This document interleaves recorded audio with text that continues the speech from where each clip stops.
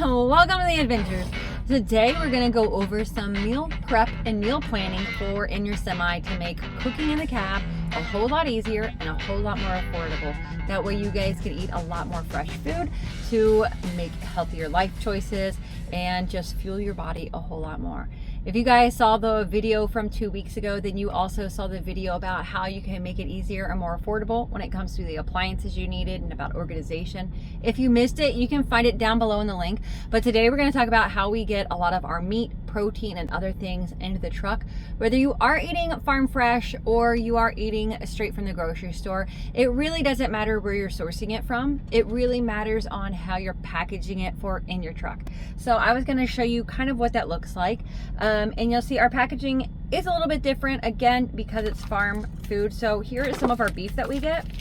And so this is 2 steaks in here. And so we have our farmer package it to 2 steaks in a bag. So another thing that we do too in a bag is these chicken thighs. So there's 2 chicken thighs. And the reason that we do that is everything is either a double portion or a single portion. So for Scott and I, this is 1 meal right here. So now we have 2 meals, and you can see how flat and how easy they stack up. So in the small freezer inside of our truck, which we have a very small fridge and freezer, it can fit in here like this side by side, and this also will fit in here. And so you have to be able to start cubing out your freezer space and your fridge space. And so, but if you're a solo driver, then this might equal 2 meals for you. Or if you're doing carnivore, which we go in spells about eating carnivore, then this might be 1 meal for you, or it could be 2 meats for a meal. And then how we get our meat is we do a 1 pound block, and again, this is either 1 to 2 meals worth of meat in there. It's vacuum sealed.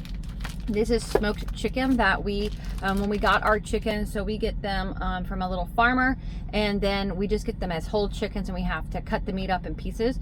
And so that's why it's stored in Ziploc bags. And so if you're buying food from a store, I really encourage you guys to get some decent freezer bags and Ziploc bags to store your meat in. And so that way you can suck out the air, and it's easy to keep bags in the truck. So you could buy a flat of chicken breast, and you could cut it down and package it up and get a bunch of that into your truck. So that way you're not having to stop at the store all the time. It could just be stocked in your fridge. It really helps with planning. The same thing, we have some Italian sausages. There's just 2 in here. They fit perfectly in a little snack bag.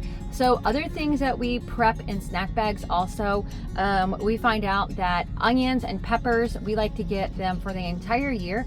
So I spent time when we were on our home time for our 34-hour reset, just dicing onions and peppers and putting them into little snack bags. So a snack bag this size allows it to be enough for an omelet, or you could add it to some like chilies, things like that. We use it into other dishes, and it makes it really convenient for, again, putting it in the freezer, bringing it along. The same thing with corn.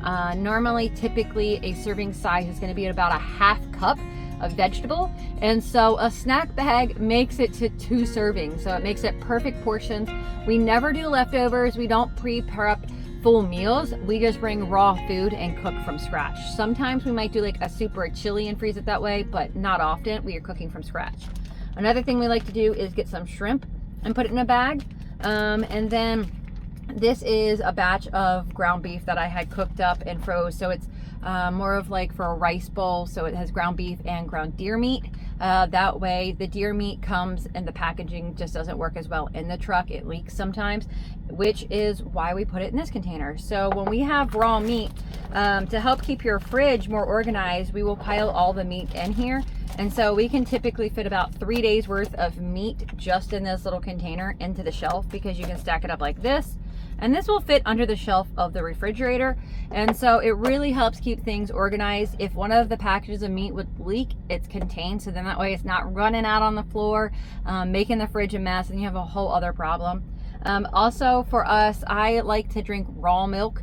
But you can also buy a gallon. A gallon is not going to fit in your fridge here, but if you do get to go home regularly, you can put it in other containers and freeze it. So I put this in here, and it fits perfect into the door space.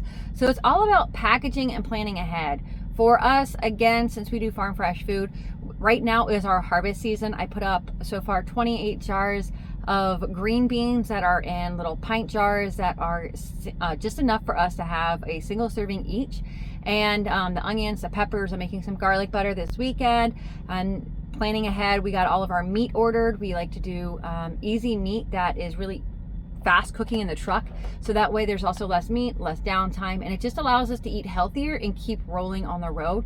And so I do believe that I could put enough cold food and pantry staples in the truck without having to go to the grocery store for at least 2 weeks and eating all farm fresh food. So I hope that is encouraging to you guys, that it gives you some insight and some ideas about how to package stuff, whether it's just going and getting 2 or 3 pounds worth of meat and dividing it out into bags like that. That way you can roll it up. Again, this easily all fits with inside that freezer, plus what you're gonna have in the fridge for a couple of days. So you guys do what it takes.